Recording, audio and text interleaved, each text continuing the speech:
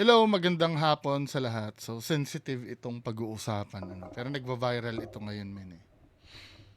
No. So, dito nag-i-start yung story. Nawawala kasi yung babae, yung batang babae, yung teen. So, panoorin natin 'to. 5 araw na ang lumipas pero wala pa ring balita si JR kung nasaan ang kanyang 15 anyos na anak na si Isabel Sofia Tablate o Sophie.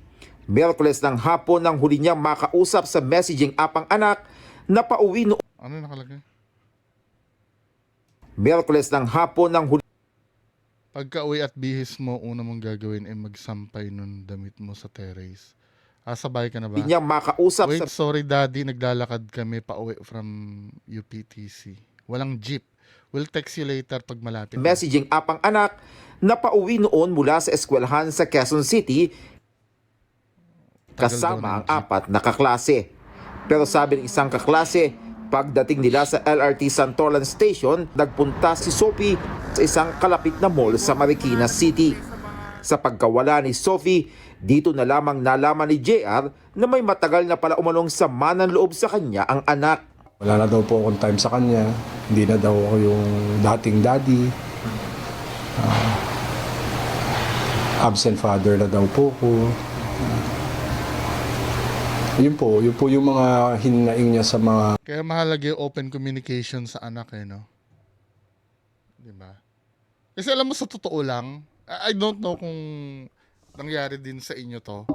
May mga time na mas kampante kang mag-share sa kaibigan mo kaysa sa mismong magulang mo. Ironic, ano? Totoo yun, di ba? Kasi sometimes, feeling mo, i-gaslight ka lang ng magulang mo eh. Or kasi ako, yung parents ko kasi, good provider. Wala akong masabi sa mga magulang ko nun. Lalo na sa tatay ko. Pero hindi sila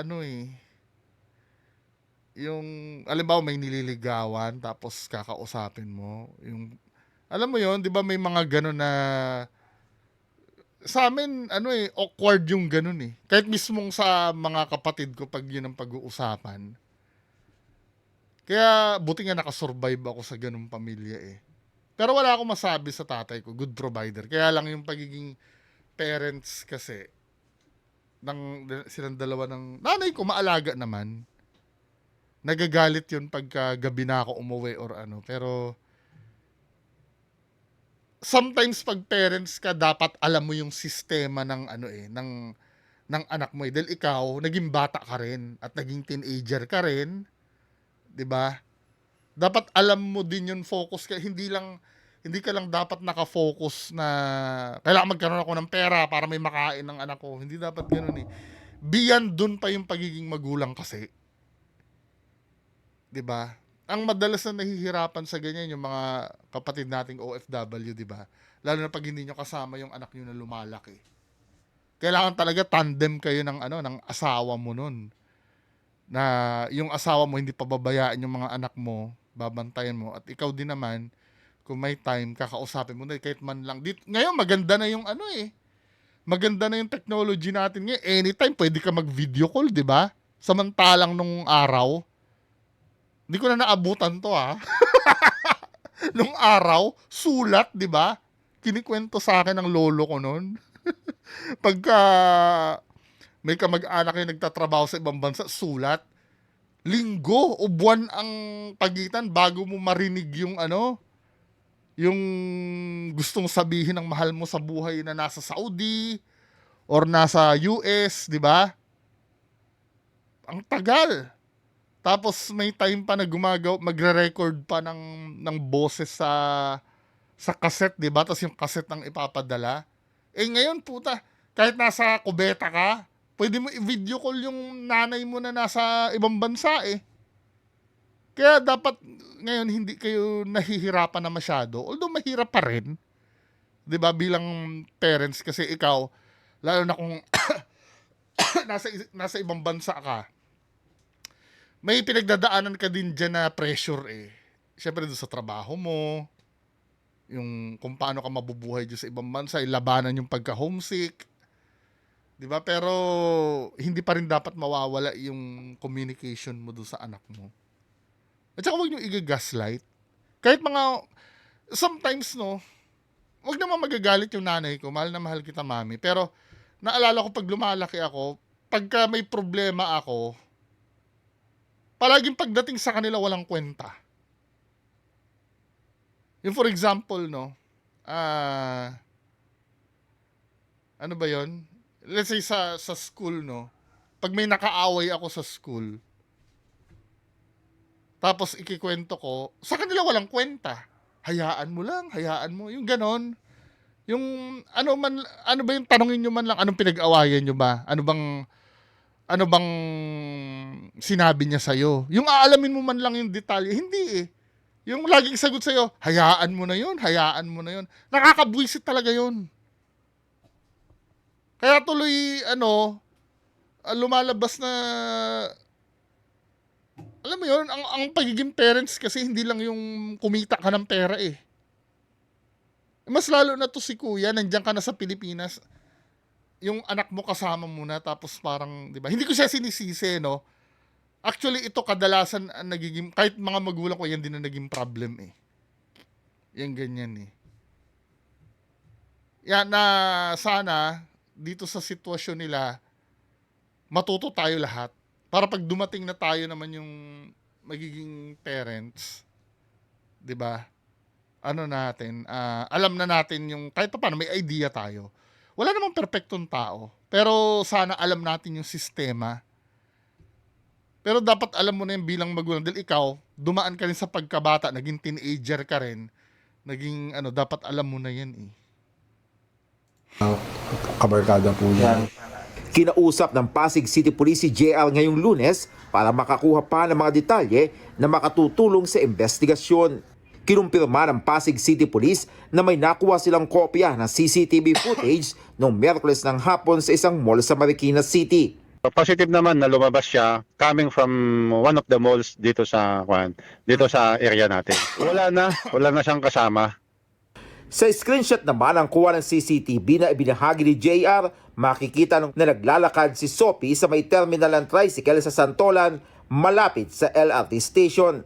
Ang naturang terminal ng tricycle ang sakayan pauwi sa kanilang tahanan. Patuloy pa rin ang paghahanap ng mga pulis ng mga CCTV footage sa mga posibleng 5 days, lugar na pinuntahan ni Sophie. Sabi ng mga otoridad, may 2 areas of interest silang tinututukan, pero wala pa rin silang makitang malinaw na motibo sa pagkawala ng dalagita.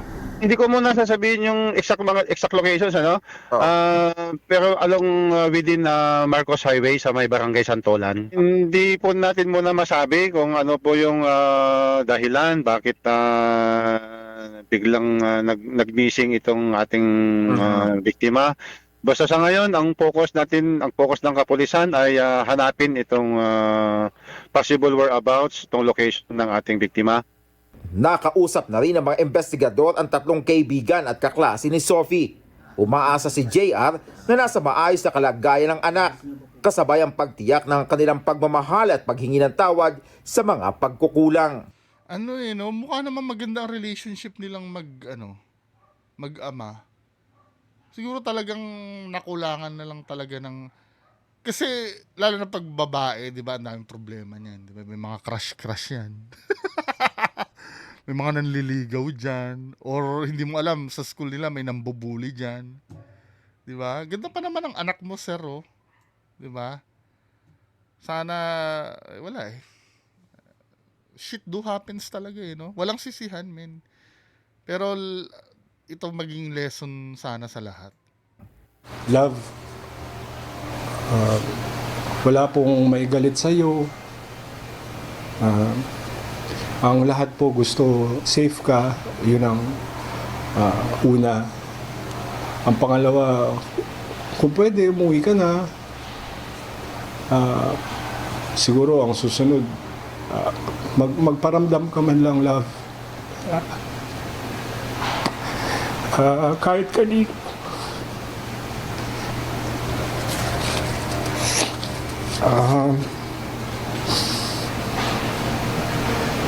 Lahat kami, family mo, humingi ng second chance sa mga pagkukulang po namin. Sa mga, Parang aware din sila, no? Doon sa pagkukulang. pagka, Bumuo na rin ang Special Investigating Team ang Pasig City Police, katuwang ang Quezon City Police District kung saan nakabase ang eskwelahan ni Sophie. Dennis Dato, ABS-CBN News. Sayang naman yung yung bata, no? Tapos ito nakita na daw. Kapan initial investigation? Actually nung una hindi pa nila ma-verify kung yun. Pero tumutugma sa description ng nawawala eh. Po, the description of the found lifeless body matches the description of the missing minor. However, we cannot confirm kung siya na po yun. Mga kapamilya, isang bangkay nga ng babae ang natagpuan sa isang bakanting lote sa loob ng compound ng isang pabrika dito sa Barangay Santolan, Pasig City, Ginagawa pasado dun? alauna kahapon, araw ng Lunes, March 23. Ang tanong ho natin sa pulisya ay kung itong bangkay ba na ito ay posible na kaya na ito yung nawawalang 15 anyos na dalagita na si Isabel Sofia noong March 18. Hindi po kinumpirma ng pulisya, pero ang sinasabi ng Pasig City Police na ang suot nung nakitang bangkay, yung spaghetti strap at yung jeans, maging yung sapatos ay nagmamatch doon sa suot nung nawawalang dalagita nung March 18. Ang sinasabi mo nila ay hihintayin muna nila yung resulta ng autopsy, maging yung DNA test at yung dental check dun mismo sa bangkay upang mapatunayan nga kung posibleng ito ba talaga yung katawan ng nawawalang si Isabel Sofia. And before 2 p.m. yesterday, March 23, a lifeless body was found inside the compound in Barangay San. So nakita na yun Then kalauna na verify nga na siya yun. Ito yung dito na tayo sa recent. Gusto magsalita si Mr. Tablate bago pa man yung mga ating mga presentations.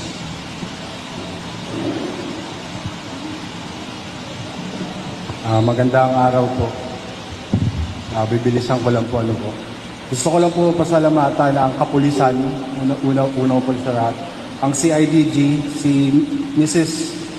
and Mrs. Locsin, wife of the ambassador to the UK, former Mayor Junket Casaldivar, General Divina, Secretary Estrella, Director General Brigido Dulay, Teddy Boy Locsin po, and siyempre po sa inyo, sa mainstream media, sa mga social media content creator.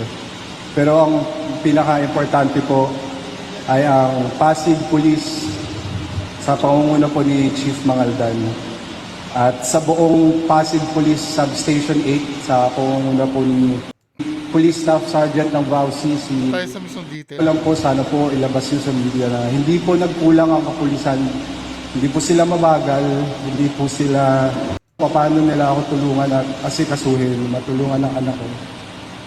Sana po tigilan nila yung ganun. Gusto ko lang po again sa mainstream media, sa pangunguna ng ABS-CBN at sa mga content creator at i-extend din po on behalf of my family and relatives yung pasasalamat po sa lahat ng tumulong, nag-share. Marami pong salamat. Sa St. Bridget's Alien Academy sa Project 4. Puro thank you lang pala to. Ayan sabi dito sa press briefing, basahin na lang natin Kala ko magsasalita yung tatay, puro pala Same case nung anak ni Kim Atienza, masayahin pero may Kim na sama ng loob. Condolence to his father. Galing ng police team ng Pasig, ang bilis ng aksyon. Sana ganyan lahat ng pulisya sa Pilipinas. Mga magulang, minsan, yun nangyari. So, confirm. Wala namang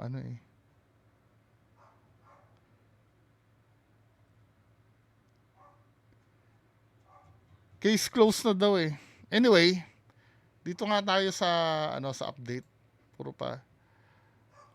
Ayan The death of Isabel Sofia Tablate has been ruled a tragic incident, leaving her family devastated.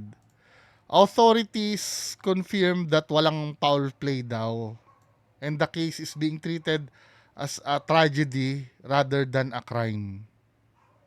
Investigations are ongoing to better understand the circumstances surrounding her passing. In a heartbreaking message, her father shared his grief. Lab. After the autopsy, it was confirmed there was no foul play, no harm done to you by anyone. That brings even the smallest consolation, then so be it. But no matter how small that consolation is, it will never be mine, my love, because it doesn't change the fact that I have failed you. I miss you, love.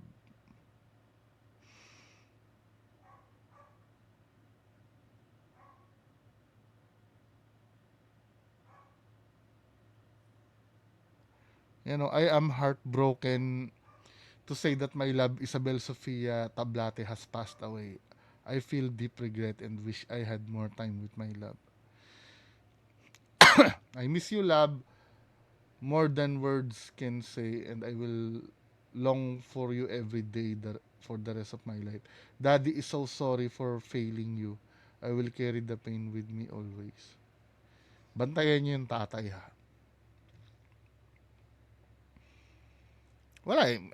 Ang kung meron man magandang kung meron man maganda na mapupulot dito, yung lesson na maiiwasan na ito na iba, siguro yung iba ito eye opener na ito do sa ibang magulang baka mamaya kayo diyan ay nabibisi sa trabaho or libang na libang kayo sa pagpasok ng pera sa inyo, nafe-fail yung kamustahin yung mga anak nyo.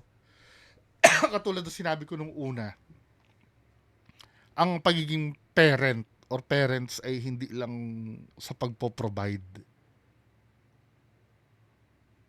Pati din sa moral support yon at sa pagiging available kung kailan kayo kailangan ng anak nyo. Kahit walang kwentang problema. Yung halimbawa, daddy, tuklap na yung sapatos ko, tapos iiyak, i-treat nyo yun as importante. Huwag nyo i-gaslight lagi. Diba? Or, daddy, nasira ang laruan ko, umiyak na. Oh, sige. Alam mo yun, dapat kung big deal din sa anak nyo, big deal din sa'yo. Diba? Para, dun kasi nila mararamdaman na, nakikiisa ka sa kanila, nakikisimpatya ka kung may pinagdadaanan din sila. Totoo nga naman na sometimes, mababaw naman yung problema. Pero sa mundo kasi ng anak mo, malaki na yun eh. Yung for example, hindi siya pinapansin ng crush niya. Kung sa ating mga nagtatrabaho na, pero bata pa ako sa ating mga iniisip na puro trabaho. Wala namang kwenta yan. Dami-dami lalaki dyan. Hindi eh. Dapat, alam mo yun, mabigyan mo ng effort na kausapin. Baka naman kasi hindi ka nagpapaganda, kaya ka hindi pinapansin ng crush mo. Bukas, punta tayo sa salon, di ba? Paganda ka. Yung mga ganong suporta man lang ba? Para kahit pa paano iisipin ng anak mo na big deal siya. Yun lang naman importante sa bata. Maramdaman niya na big deal siya eh. At yun? Akala mo ba, yun? Simple yun? Hindi. Pagpasok sa school niyan, ikikwento niya yan sa binigyan ako ni daddy pang salon para gumanda ako. Pinagupit yung, alam mo yun, yung mga, kasi yan eh, ang big deal sa mga bata ngayon, maging bida sa kwentuhan nila. ng mga kabarkada niya. 'Di ba? Malaking points 'yon. Kasi bawat stages ng buhay natin, may mga big deal eh. Kung sa batang 3 years old, big deal na hindi makalaro ng video game. 'Di ba? Dapat iintindihin mo 'yung bilang magulang.